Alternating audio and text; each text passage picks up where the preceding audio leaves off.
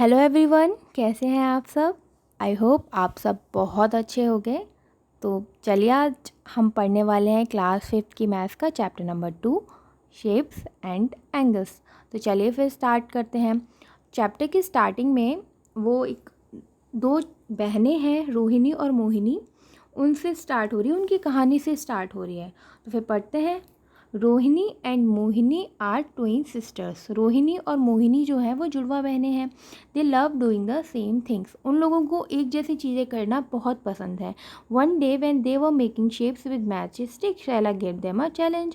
एक दिन जब वो लोग मैच स्टिक से शेप बना रही थी तो शैला ने उनको चैलेंज दिया। Rohini will make a shape, Mohini has to make the same without looking at it but she can ask a question. वो कह रही है कि रोहिणी एक शेप बनाएगी और मोहिनी को भी सेम वैसी ही बनानी है, बट वो देख नहीं सकती। हाँ, लेकिन क्वेश्चन पूछ सकती है। तो मोहिनी कहती है दैट इज़ सो सिंपल, ये तो बहुत आसान है। आगे, Rohini made this shape. Rohini ने ये शेप बनाई है। अब मोहिनी उससे पूछ रही है is it a closed shape और एन ओपन शेप। वो उससे पूछ रही है ये क्लोज्ड शेप है या फिर ओपन शेप है। अब पहले तो ये समझते हैं कि क्लोज्ड शेप क्या होती है और ओपन शेप क्या होती है। ठीक है, तो अगर हम कोई इस तरीके से शेप बनाते हैं, इस तरीके से या फिर इस तरीके से, मतलब कहने का मतलब है अगर कोई शेप हर तरफ से क्लोज्ड होगी, बंद होगी, तो हम उसे कहते हैं क्लोज्ड शेप। और अगर कोई शेप ये इस तरीके से बनी हुई है या इस तरीके से ऐसे बनी हुई है, तो ये जो शेप होती है ये कहलाती हैं ओपन शेप। ठीक है, अब आगे, तो रोहिणी ने आंसर किया it is a closed shape, ये एक बंद शेप है। तो मोहिनी पूछती है how many sides are there, उसमें कितनी साइड्स हैं। तो रोहिणी कहती है इट हैज़ 6 साइड, उसमें 6 साइड्स हैं। तो फिर अब मोहिनी ने इस तरीके से कोई डिज़ाइन बना दी। तो now you give the answer, अब आपको आंसर देना है। यहाँ पे वो क्वेश्चन पूछ रहे हैं is it a closed shape. अब आप बताओ क्या ये क्लोज्ड शेप है। तो yes it is a closed shape. ठीक है ना, आप यहाँ पे आंसर कर दोगे यस। क्यों? क्योंकि सब तरफ से बंद है। अब वो पूछ रहे हैं डज इट हैव 6 साइड। अब देखो काउंट कर लेते हैं 1 2 3 4 5 6 साइड। तो आप आंसर क्या कर दोगे यस। ठीक है, आगे वो बोल रहे हैं but it is not the same as a one made by Rohini. ये बिल्कुल भी वैसी नहीं है जैसे रोहिणी ने बनाई है। सो मोहिनी ट्राइड अगेन, तो मोहिनी फिर से ट्राई करती है। This is what she made. अब ये वो शेप है जो उसने अभी बनाई है। ठीक है, अब आगे वो पूछ रहे हैं is it a closed shape with 6 side. अब वो पूछ रहे हैं क्या ये क्लोज्ड शेप है विद 6 साइड। तो अब चेक कर लेते हैं। अब सबसे पहले तो देखो ये जो शेप है वो क्लोज्ड है। हाँ क्लोज्ड है, सब तरफ से बंद है। अब 6 साइड है या नहीं वो भी चेक कर लेते हैं। तो देखो 1 2 3 4 5 6, ठीक है 6 साइड है। तो अब आप आंसर यहाँ पे क्या कर दोगे येस इट हैज़ 6 साइड। ठीक है, is it the same as the one made by Rohini. अब बताओ क्या ये बिल्कुल वैसी है जैसे रोहिणी ने बनाई है। तो चलिए वो भी चेक कर लेते हैं। अब देखो रोहिणी ने फर्स्ट फिगर बनाई है, ठीक है, और अभी मोहिनी ने ये लास्ट फिगर बनाई है। तो आप बताओ आपको ये दोनों फिगर सेम दिख रही हैं कहीं से भी। अब देखो एक सेकेंड, देखो कहीं से भी आपको ये फिगर सेम दिख रही है नहीं दिख रही है ना, टोटल डिफरेंट है। तो आप यहाँ पे आंसर क्या कर दोगे नो। ठीक है, नो।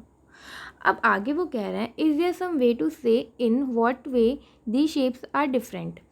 ठीक है, तो अब आप यहाँ पे आंसर कर सकते हो the shapes are different in angles. ये जो शेप है उनके एंगल्स टोटली डिफरेंट है। क्यों? क्योंकि देखो जब दो शेप एक दूसरे से डिफरेंट होती हैं तो उनके एंगल भी डिफरेंट होते हैं। और अगर दो शेप एक जैसी होती हैं, सेम होती हैं, तो उनमें जो एंगल्स बनते हैं ना वो भी सेम होते हैं। ठीक है, अब आगे बढ़ते हैं।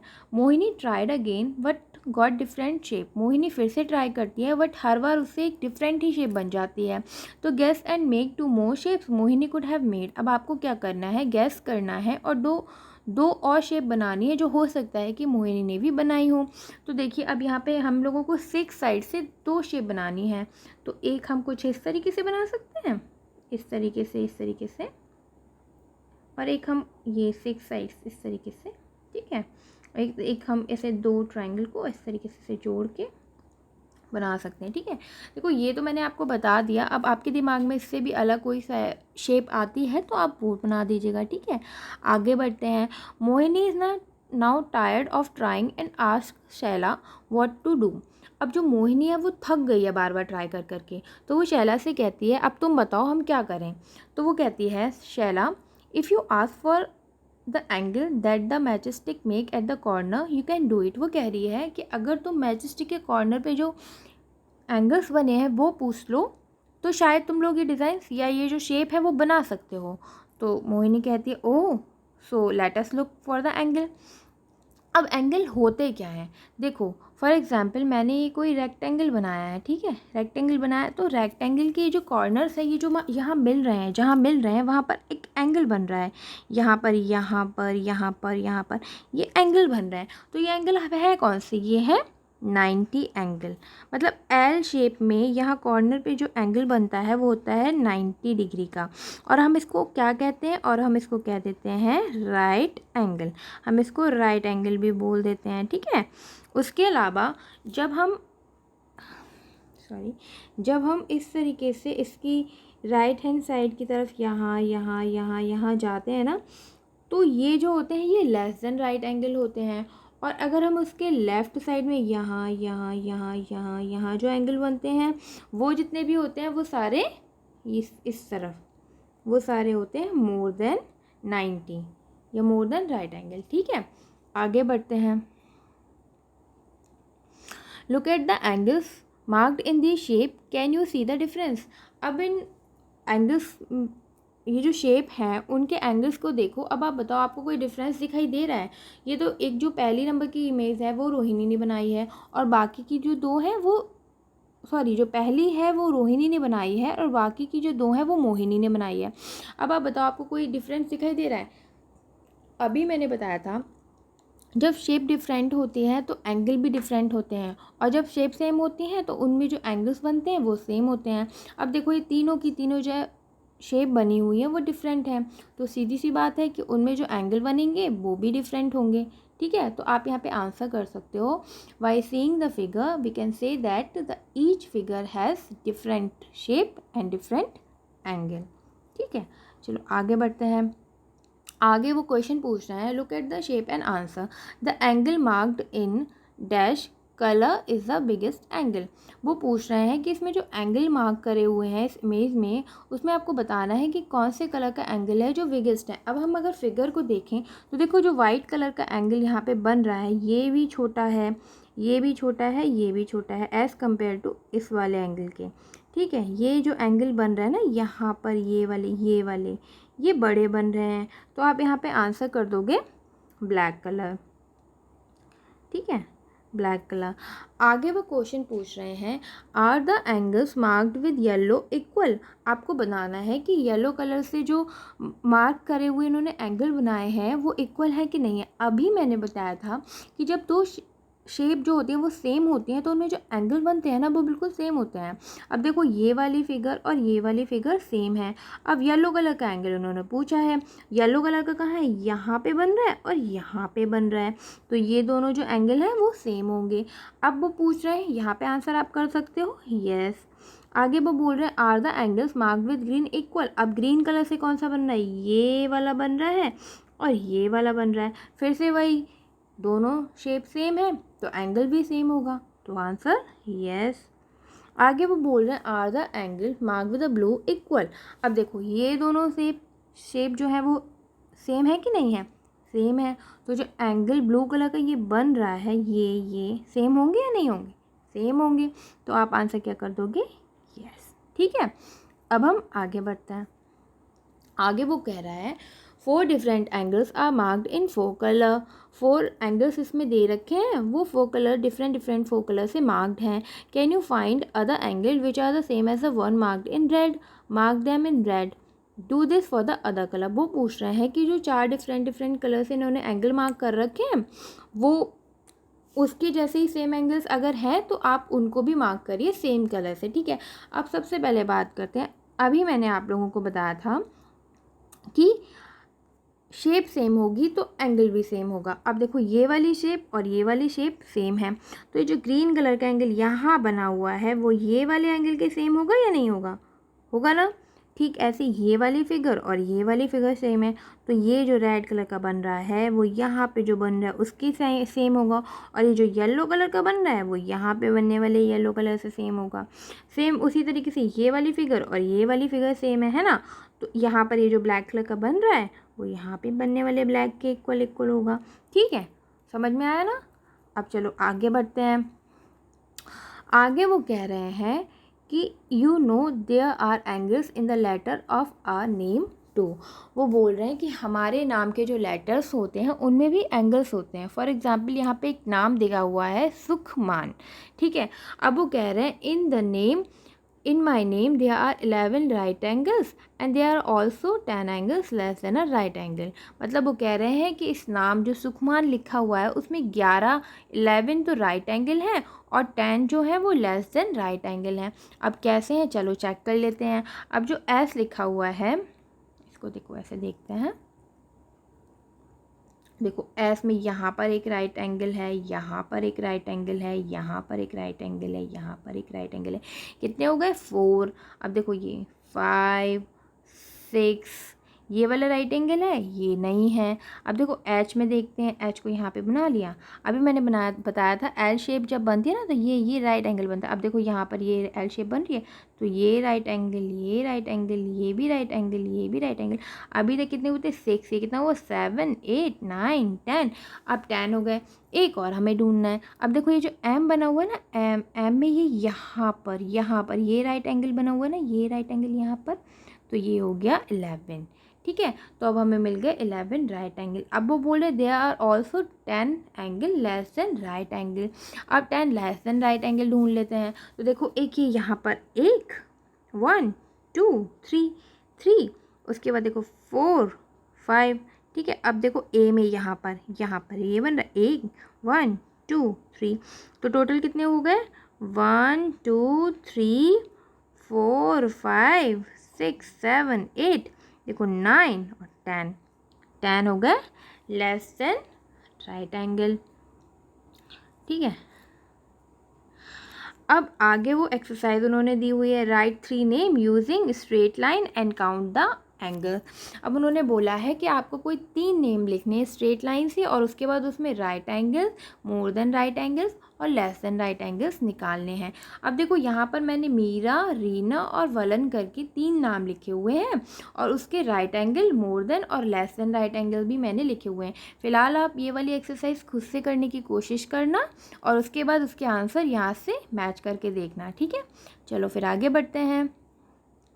आगे वो कह रहे हैं there are 2 slide in a park में 2 स्लाइड हैं। ठीक है, अब वो क्वेश्चन पूछ रहे हैं which slide has a larger angle and which slide do you think is safer for the little boy and why. तो अब वो पूछ रहे हैं कि कौन सी स्लाइड जो है वो एक छोटे बच्चे के लिए सेफ़ है और फिर क्यों सेफ़ है, हमें ये भी बताना है। तो चलो फिर पहले क्वेश्चन को डिस्कस कर लेते हैं। पहला क्वेश्चन क्या था, which slide has a larger angle. हमें बताना है कि कौन सी स्लाइड लार्जर एंगल पे है। अब देखो जो स्लाइड 1 दे रखी है, मतलब जो लड़की की बॉय की लेफ्ट हैंड पे दे रखी है, आप देखो उसमें ना जो डिस्टेंस है, एक ये वाला डिस्टेंस काफ़ी कम है और यहाँ पे देखो ये डिस्टेंस बहुत ज़्यादा है। तो जब ये वाला डिस्टेंस कम होता है तो यहाँ पे जो एंगल होता है ना वो बड़ा एंगल होता है और जैसे जैसे ये डिस्टेंस बढ़ जाता है एंगल छोटा होता चला जाता है। अब उन्होंने पूछा क्या था, which slide has a larger angle. तो the slide which comes in left of the boy has a larger angle. अभी मैंने बताया था ना जब डिस्टेंस कम होता है तो एंगल बड़ा बनता है। ठीक है, सेकंड क्वेश्चन वो पूछ रहे हैं which slide do you think is safer for the little boy. अब देखो अभी मैंने बताया कि इस वाली स्लाइड में ये जो एंगल बन रहा है वो बड़ा बन रहा है। बड़ा एंगल बनने से हुआ क्या कि यहाँ पर स्लोपीनेस बढ़ गई, मतलब कि स्टीपनेस जो है वो बढ़ गई। स्टीपनेस मतलब कि ढलान बढ़ गया। तो जब बच्चा यहाँ से फिसलता हुआ नीचे आएगा तो काफ़ी स्पीड से नीचे आएगा और हो सकता है कि फिर वो यहाँ पर ज़ोर से गिरे और फिर उसको चोट लग जाए।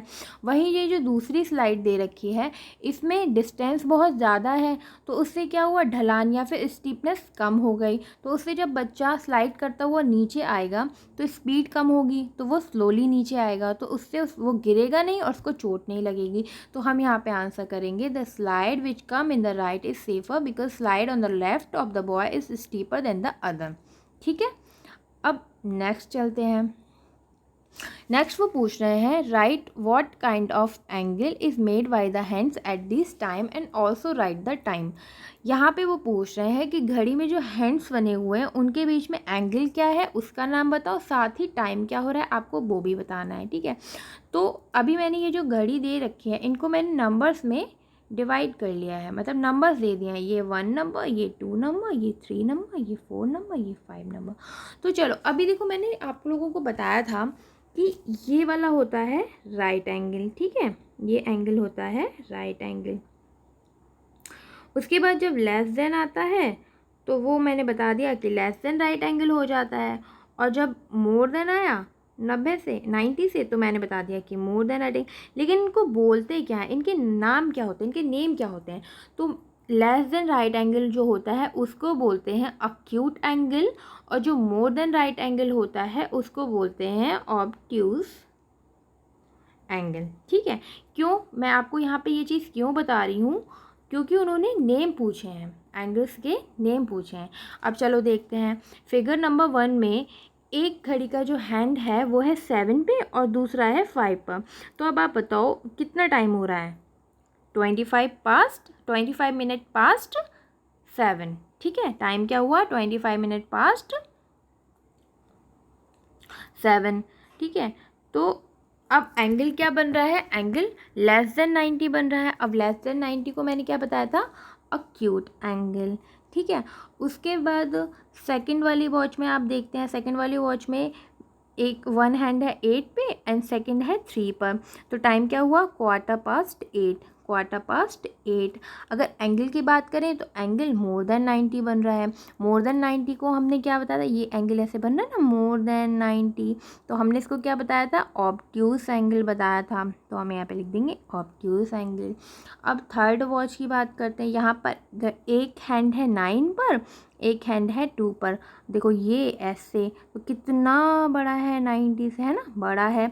तो पहले तो टाइम बताओ, टाइम कितना हो रहा था 10 मिनट पास्ट 9। और अगर हम एंगल की बात करें तो एंगल हो रहा है ऑब्ट्यूज एंगल।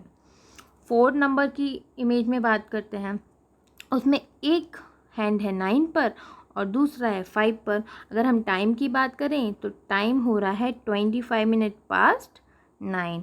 और एंगल की बात करें तो देखो इस तरीके से बन रहा है, ये देखो 90 से कितना बड़ा है ना। तो 90 से जब बड़ा है मोर देन 90, और मोर देन 90 को मैंने क्या बताया था, ऑब्ट्यूज एंगल, ठीक है। अब इस वाली इमेज की बात करते हैं। तो इस वाली इमेज में क्या हो रहा है, एक हैंड है 10 पर, दूसरा है 12 पर। तो टाइम कितना हो जाएगा 10 ओ क्लॉक, और 10 ओ क्लॉक है। देखो ये वाला कितना छोटू सा बन रहा है, नहीं बन रहा है। अगर 90 एंगल होता, सॉरी, देखो छोटू सा बन रहा है, तो फिर अगर 90 होता तो ऐसे इस तरीके से, मतलब सॉरी 90 से काफ़ी छोटा बन रहा है ना ये 90 का एंगल जो बनता है, सॉरी इस तरीके से नहीं, इस तरीके से होता है ना 90 का एंगल। देखो ये काफ़ी कम है, तो फिर हम इसको बोल सकते हैं अक्यूट एंगल, ठीक है ना। चलिए यहाँ पर आपका चैप्टर फिनिश हो गया। अगर आपको ये वीडियो पसंद आए तो प्लीज़ मेरे वीडियो को लाइक कीजिएगा, मेरे चैनल को सब्सक्राइब कीजिएगा और ये वीडियो को शेयर कीजिएगा। Thank you so much, bye bye.